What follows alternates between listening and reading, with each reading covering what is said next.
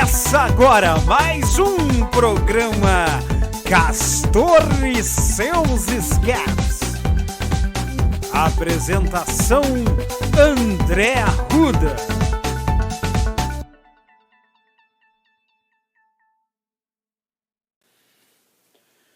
Olá amigos, olá amigas, eu sou o André Arruda e esse é mais uma edição de Castor e seus Escapes.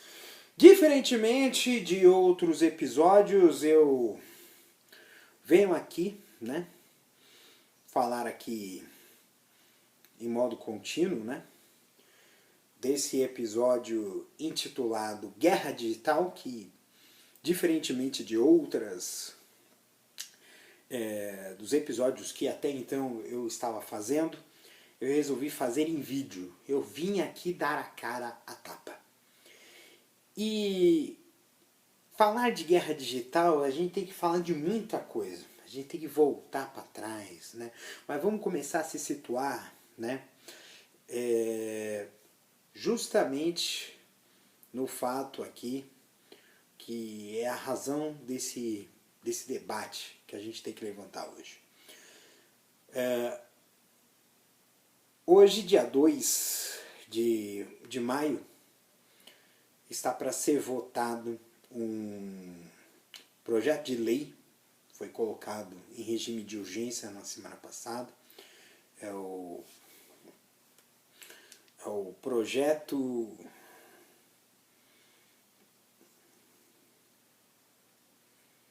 É o projeto de lei 2630, que institui a Lei da Liberdade, Responsabilidade e Transparência na Internet. Também chamada de PL das Fake News. É uma proposta que cria medidas de combate à disseminação de conteúdo falso nas mídias sociais, como Facebook, Twitter, e serviços de mensagens privadas como WhatsApp e Instagram, excluindo serviços de uso corporativo e e-mail. Então aqui ele chegou aqui em meia polêmica, já tem mais de 50 projetos sobre fake news, fala sobre contas falsas e robôs, fala sobre envio de mensagens, disparo de mensagens, de remoção de conteúdos, de publicidade, agentes políticos, conselho de transparência, representantes no Brasil e sanções.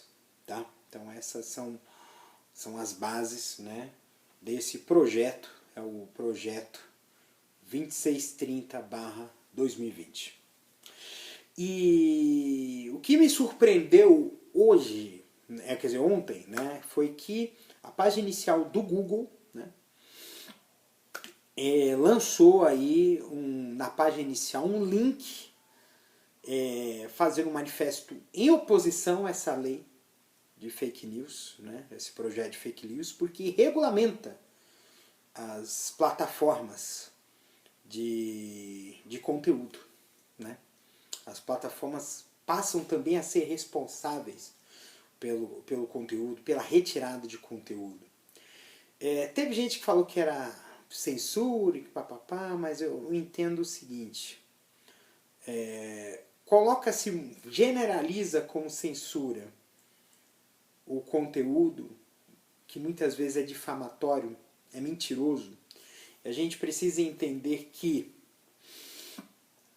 uma mentira, quando propagada de uma maneira bastante verídica, isso é o princípio de Goebbels, A mentira, quando contada 1000 vezes, passa a ser vista como verdade. E esses 1000 vezes os compartilhamentos que vão sendo feitos. Então a gente acaba entendendo que essa disseminação de desinformação é um processo que é muito perigoso. É perigoso para as pessoas, é perigoso para a sociedade em geral, é perigoso para a democracia. E a gente percebe que existe muita gente investindo pesado em desinformação, porque desinformação é poder. É poder. E aí a gente poderia voltar lá para o tempo, né? Porque se a gente for voltar no tempo do uso da tecnologia para o mal, a gente iria colocar um exemplo clássico que aconteceu na década de 1930, 1940, quando o regime nazista de Adolf Hitler contratou a IBM para gerar um sistema de identificação, o sistema de identificação civil. Esse sistema permitia identificar, inclusive, as pessoas, quem era da raça ariana, e também ciganos, homossexuais, judeus, comunistas, etc. Foi por meio desse sistema que tornou-se tão dantesco o Holocausto, porque facilitou e muito a identificação dessas pessoas que foram capturadas, levadas para os campos de concentração nazistas e exterminadas, a maioria delas. Então, o uso da tecnologia pode servir para o bem ou para o mal. Outro exemplo que talvez você possa entender é o uso da tecnologia porque foi usado um computador eletrônico para desenvolver o cálculo de balística do Enola Gay, que foi a bomba atômica que devastou Hiroshima, né? Não sei se foi o Enola Gay, mas foi 2 bombas, né? De Hiroshima e Nagasaki, né? Então a tecnologia ela pode ser usada tanto para o bem quanto para o mal. O que a gente esperava é que a tecnologia fosse usada para o bem, para facilitar a vida humana. Hoje a gente percebe que muitos de nós que estamos trabalhando, estamos competindo com a máquina. E competir com a máquina significa que todo esse aparato ele está servindo apenas para maximizar o lucro dos proprietários dos bens de produção e não tornar o trabalho do trabalhador, por assim dizer, mais fácil, ou permitir que ele possa trabalhar menos. Com o aparato de tecnologia que nós temos, não mais se justificaria, por exemplo, uma jornada de uma indústria de 8 horas diárias, ou em comércio ou serviços de 6 horas com 5 ou 6 dias de jornada. Poderia ser menos. A gente trabalharia com uma política de pleno emprego e isso propiciaria o consumo. Mas isso é uma outra conversa que as pessoas poderiam colocar aí em voga para que pudéssemos a gente ter uma ideia de que a tecnologia poderia sim melhorar a vida do homem, não tornar a sociedade humana cada vez mais desigual. E a mídia social hoje, ela está virando ferramenta. A gente tem que colocar aí na história recente, a gente tem que citar a eleição do Donald Trump nos Estados Unidos e a gente tem que citar o Brexit, né, no Reino Unido. Foram 2 processos em que a mídia social foi determinante para gerar uma mobilização que atendesse não aos anseios e interesses da maioria da população, mas sim de um determinado grupo. Ou seja, houve sim uma trapaça. Houve sim uma trapaça no Brexit. Houve sim uma trapaça que elegesse Donald Trump em 2016. E isso se deu porque a gente tem que conhecer como é que é o processo de mídia, né? O processo de mídia é um processo de comunicação, muitas vezes de massa, em que uma informação é propagada para uma grande quantidade de pessoas. Só que diferentemente de um meio de comunicação de massa, em que uma mesma mensagem é enviada para um grupo muito grande de pessoas, a mídia social você consegue customizar aquela mensagem de acordo com anseios e interesses da pessoa.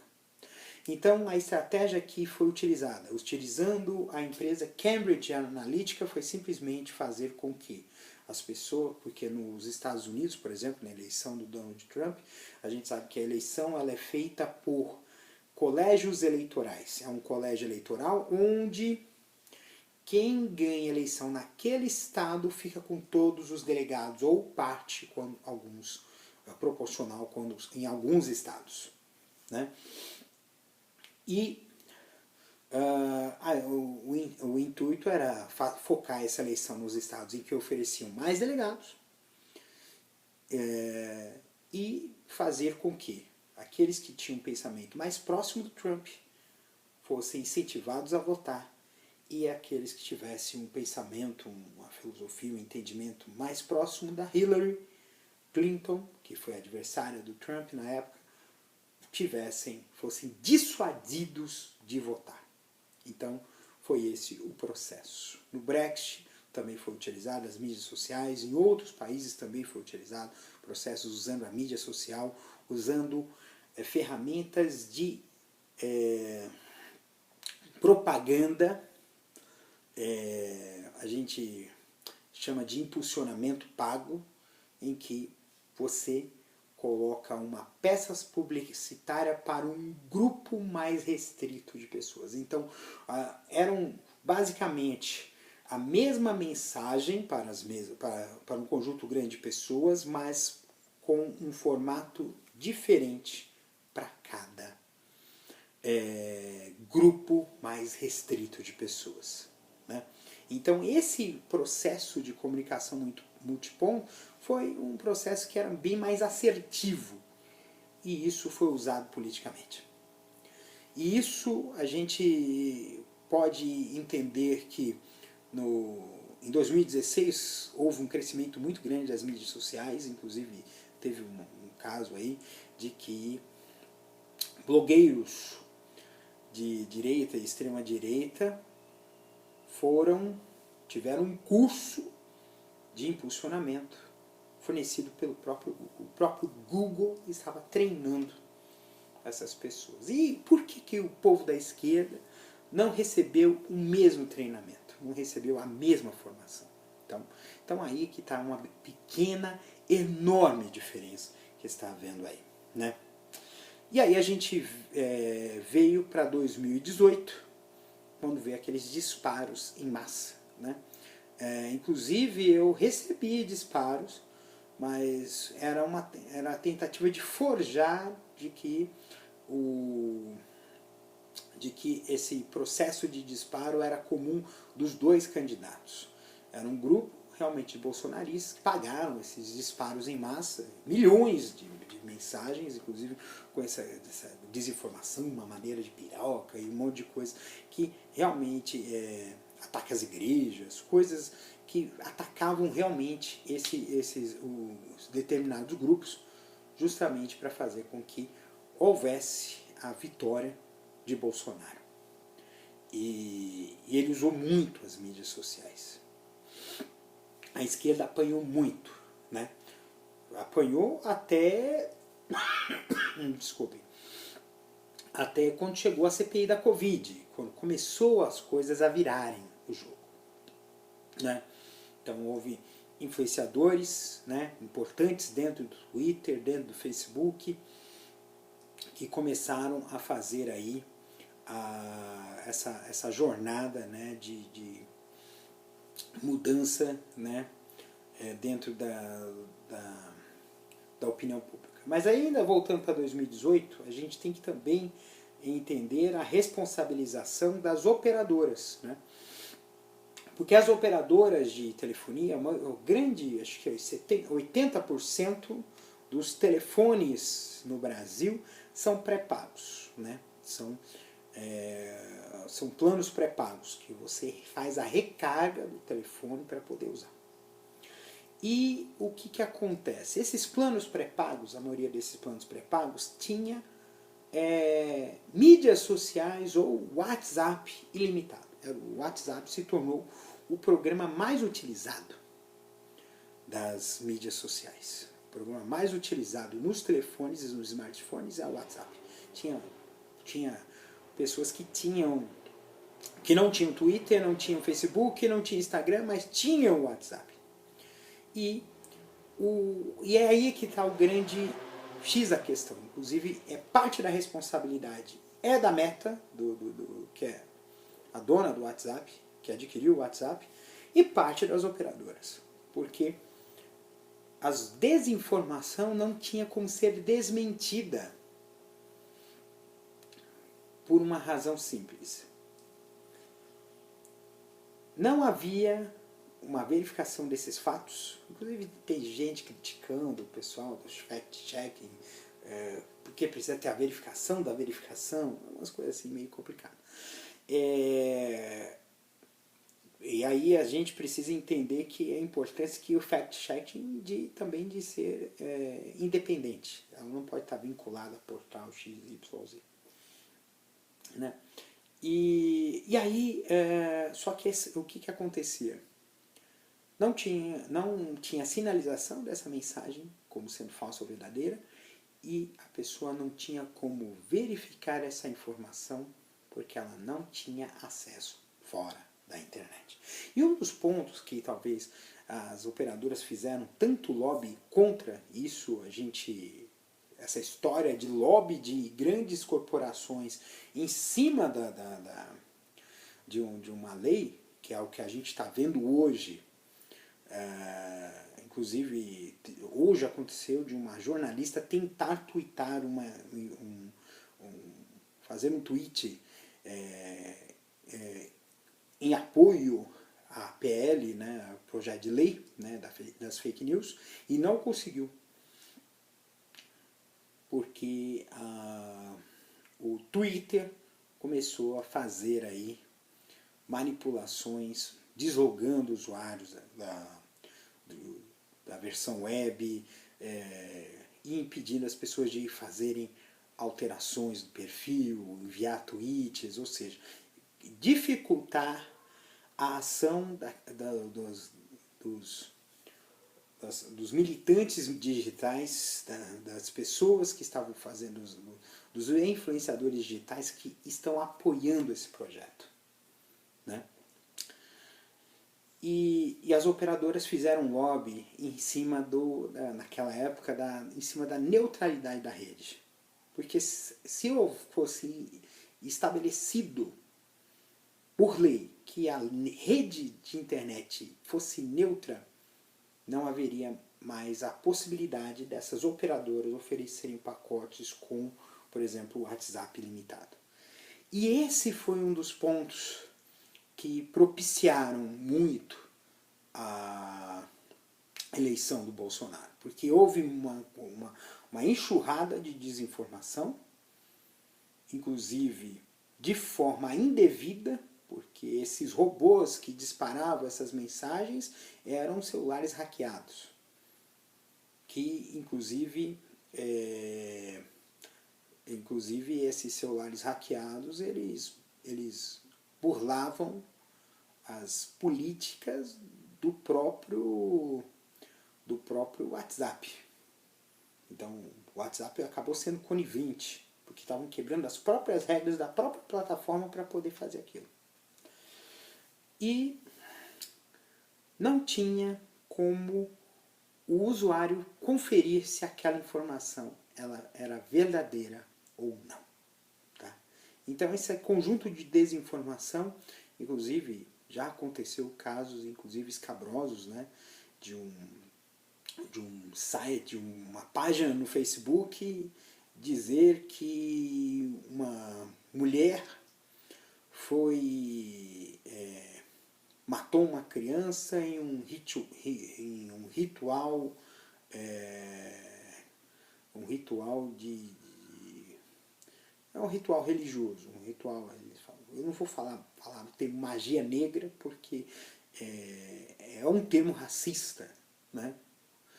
E no fim ela foi encontrada, ela foi linchada e morta, né? E no fim descobriram que não era nada disso, que era apenas um boato que provocou toda aquela tragédia. Então essa guerra que a gente está vendo é por conta disso. No mês de abril ocorreram atentados. Se eu não me engano, em São Paulo teve um rapaz rapaz que invadiu a escola, esfaqueou, e a professora passou mal e faleceu. E aconteceu algo muito pior lá, se eu não me engano, no Paraná ou Santa Catarina, em que um rapaz de 20 e poucos anos invadiu uma creche e matou crianças a facadas, né? E todos esses atos, eles tiveram uma motivação. E muita dessa motivação é de discurso de ódio. Discurso de ódio contra LGBTs, discurso de ódio contra mulheres, discurso de ódio contra negros, discurso de ódio contra pessoas que seguem religião de matriz africana, discurso de ódio contra indígenas, discurso de ódio contra pessoas de esquerda, discurso de ódio, puro e simples. E esse discurso de ódio, ele é muito fomentado, esse discurso de ódio, em relação à insatisfação das pessoas, né? E muito por conta da questão de direito adquirido.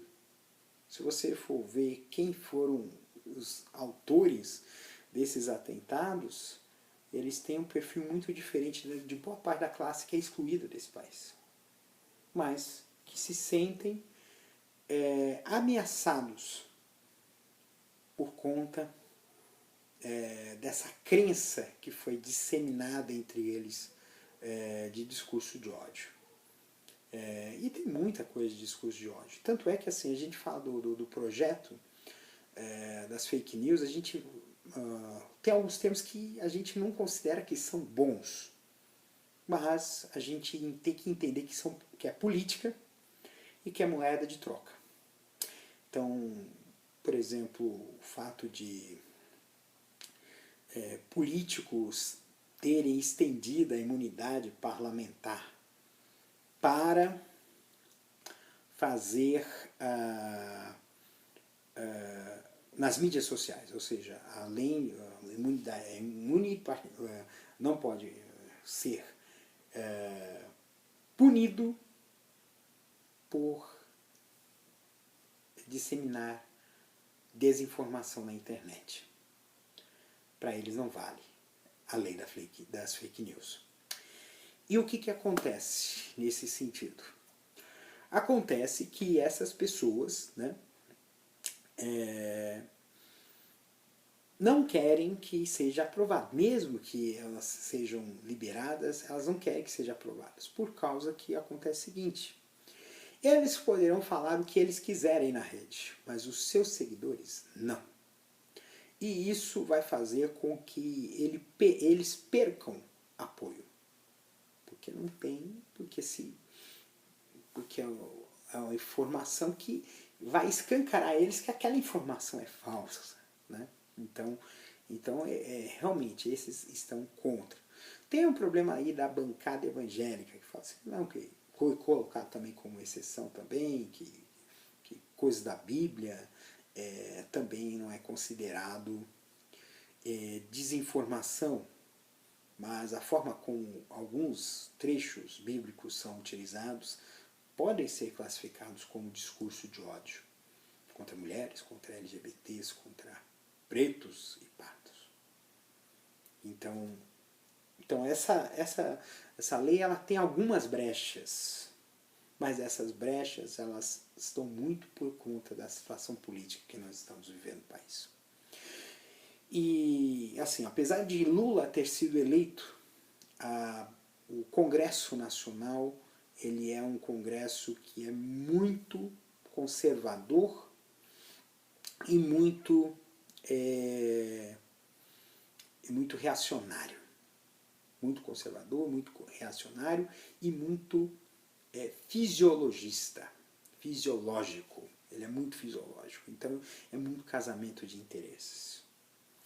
E isso faz com que tenha que haver moedas de troca. vai-se alguns anéis para não se perder os dedos. Isso é uma coisa que uma boa parte da esquerda que está criticando esse projeto de lei precisa entender. Porque foi o serviço, o dever de casa que deixou de ser feito. E é uma coisa que é uma crítica que tem que ser feita. Não foi feito o dever de casa correto em 2022. Teve muita gente que falou assim, ó, coloca na mão do Lula que ele vai trucar. Não vai. Enquanto tiver um Congresso desse jeito. E alguns desses deputados, eles deveriam ter sido cassados, simplesmente porque eles apoiaram e endossaram uma tentativa de golpe de Estado, que foi em 8 de janeiro. E vão sair incólumes com essa lei. Mas esse ponto é um ponto que a gente precisa trabalhar bem. Porque se a gente consegue ter esse marco que permite responsabilizar, por exemplo, as mídias sociais, porque as mídias sociais elas estão temerárias. Porque na Europa já foi aprovado uma lei similar, que responsabiliza mídias sociais pelo conteúdo difamatório e desinformativo de desinformação, que é publicado na rede delas. Nos Estados Unidos também está sendo cogitado uma lei, mas a gente está tendo uma disputa grande porque vai ter eleição em breve, né? E a gente precisa tratar e o Brasil ele sempre foi marcado por um pioneirismo legal. Teve muitas coisas que tiveram de avanços no Brasil que outros países acabaram copiando. E isso, para as Big Techs, é um precedente perigoso. Porque se aprova aqui no Brasil, é efeito cascata. Vai acontecer essa regulação das mídias sociais na América Latina, na África, no Sudeste Asiático, etc. E aí eles não vão ter espaço para ganhar o dinheiro deles. Porque boa parte desse dinheiro que Google, Meta, Facebook, quer dizer, Facebook é da Meta, Twitter, até mesmo TikTok, está ganhando, é muito de um modelo de negócios em que se prima pelo dinheiro. Quer ver uma situação aí? É o que está acontecendo hoje no Twitter, né? Essa história do Twitter Blue, né? O Twitter Blue é um processo de criar aí contas que tenham benefícios extras por meio de pagamento. Você paga para ser visto. É diferente, por exemplo, na televisão aí, você tem o pay-per-view, né? E aí é pay per to be viewed. Ou seja, pague para ser visto. Ou seja, você está... o que antes, relevância,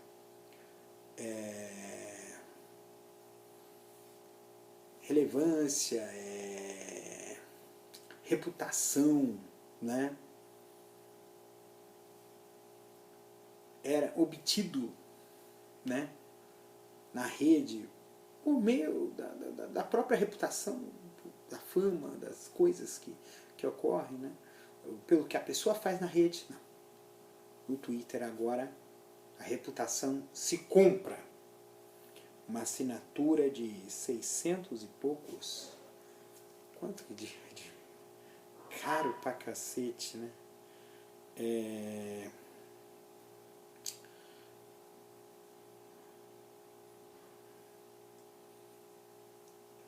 R$629 por ano, ou R$60 por mês. Isso no Brasil. R$629 por ano para ter uma reputação. E isso é algo que eu considero muito dantesco e é muito desigual. E inclusive até mesmo o próprio Facebook, o Instagram está pensando em fazer algo parecido, fazer uma assinatura que te dá mais poderes, uma versão premium do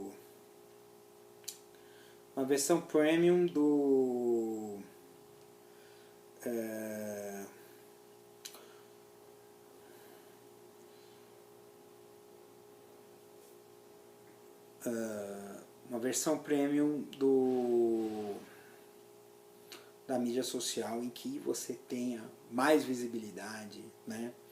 E isso é uma coisa que eu considero um absurdo o que está acontecendo, né?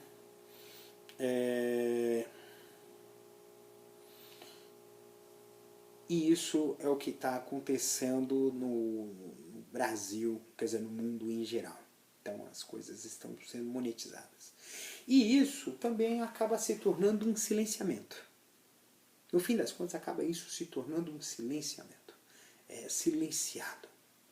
Porque vozes com relevância acabam tendo menos espaço, porque vozes com pouca relevância estão tendo destaque porque estão pagando por essa relevância.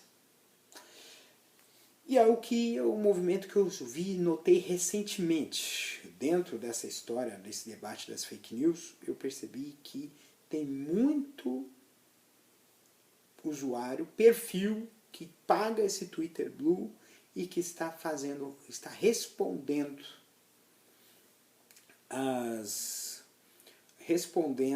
os tweets de pessoas que estão apoiando o projeto que regulamenta as mídias sociais. E são pessoas bolsonaristas, radicais, né? E isso tem um viés. Entendeu?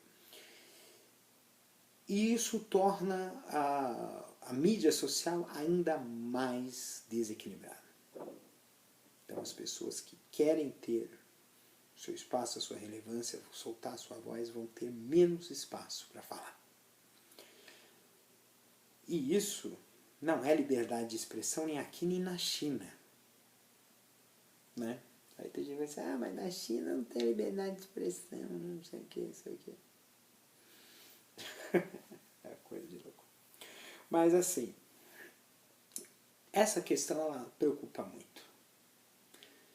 Porque hoje é tudo vinculado a dinheiro. Você quer ter visibilidade, você tem que pagar propaganda, anúncios, né, para poder ser visto. Anunciar na rede, para ser visto. E isso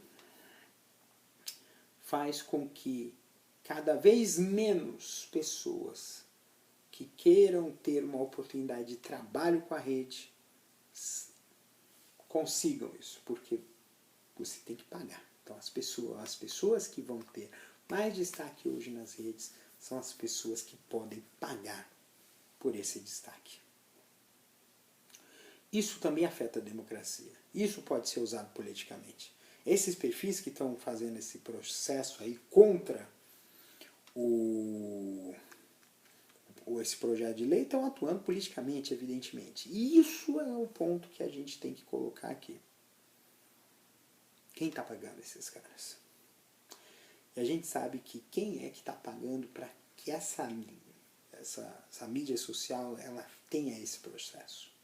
Que a mídia social ela tenha livremente circulando o discurso de ódio. Que a mídia social tenha esse discurso consumista. Que a mídia social tenha esse caráter de deixar as pessoas mais raivosas, mais deprimidas. A gente vê aqui, por exemplo, no Instagram, as pessoas bonitas e você se sente horrível de ver isso, porque você não tem o perfil que é adorado e curtido por outras pessoas. Poderia dizer para vocês assim, ó, excluam suas mídias sociais. Sim, seria uma alternativa. Mas o problema é que boa parte das pessoas que estão ao seu redor ainda utilizam a rede e não pensam em sair. Isso é uma coisa complicada. Usar a mídia social de uma forma mais controlada seria uma solução paliativa. Deixar desativar as notificações do aplicativo, acessar a mídia social só num determinado horário do dia, seus aplicativos de mensagem só no horário do dia. Isso faria uma diferença maior na sua vida, né? E eu digo para você que é pai e para você que é mãe, a gente precisa sim ficar atento ao que os filhos estão vendo na rede.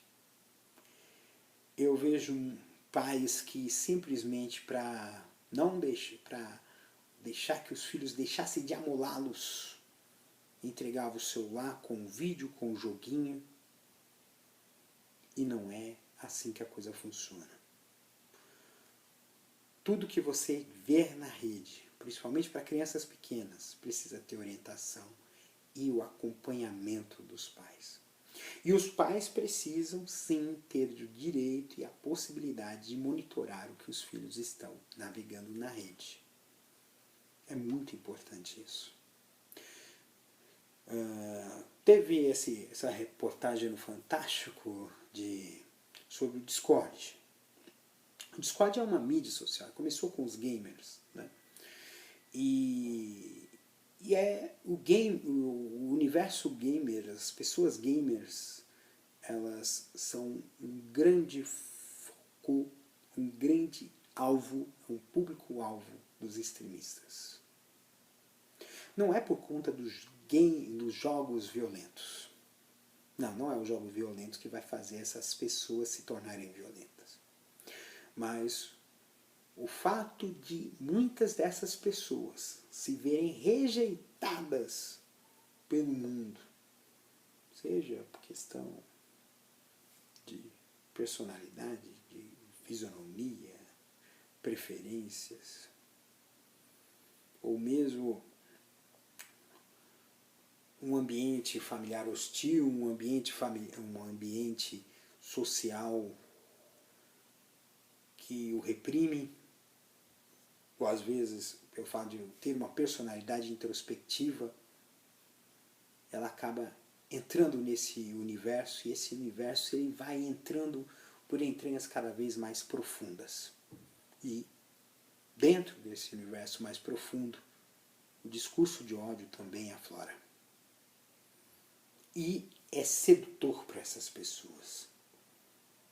Porque muitas dessas pessoas que acabam entrando nesse universo do discurso de ódio, muitas vezes elas se sentem pouco importantes, se sentem irrelevantes e acabam entrando nesse universo. Então, o trabalho é pesado que a gente tem que fazer. Mas o que eu entendo hoje é que esse processo que está havendo de radicalização, de discurso de ódio e de tudo mais, de crescimento do conservadorismo, se dá muito pelo fato de manter um status quo conflituoso que permita que essa desigualdade humana que nós estamos vivendo na face da Terra. E essa desigualdade humana, ela faz o seguinte, essa desigualdade social enorme, brutal que existe globalmente, ela pode ser resolvida. Mas seria quem tem todos esses recursos, esses privilégios, não quer perder esses privilégios. E vai usar de todos os recursos à mão para isso. E um dos recursos é turbinar financeiramente uma guerra digital. Esse é o nome desse episódio. E é justamente por isso que eu coloco aqui para você essa questão, que é muito importante. A gente tem que combater a guerra digital, mas a gente tem que descobrir quem são os nossos verdadeiros inimigos. E boa parte desses verdadeiros inimigos é o fascismo como linha de frente, mas por trás dele, quem está dando as ordens é o capital. E é uma coisa que a gente precisa mudar. Bem, eu creio que eu já dei o meu recado aqui. Aí você vai falar assim, mas com que autoridade você tem para falar sobre isso? Eu utilizo a internet há mais de 20 anos. 20 anos, vai fazer 25 anos o ano que vem. Conheço a internet desde os seus primórdios. Eu sou formado tecnólogo em gestão empresarial, tenho MBA em negócios digitais e também especialização em influência digital. Fiz curso também um curso importante de mídias digitais pela Fundação Perseu Abramo, que é por ocasião da eleição, e considero muito importante a gente ter esse entendimento do funcionamento das redes e o funcionamento dos mecanismos das redes para que a gente possa sim virar esse jogo. A gente pode sim virar esse jogo. A gente precisa conhecer bem o que está acontecendo e a gente precisa trabalhar muito com a contra-informação. Porque existe do outro lado profissionais, recursos e dinheiro farto para fazer essa roda de desinformação girar. Essa lei contra as fake news será um freio, mas a gente precisa ir além. A gente precisa sim descobrir quem está financiando todo esse discurso de ódio que está sendo disseminado nas redes.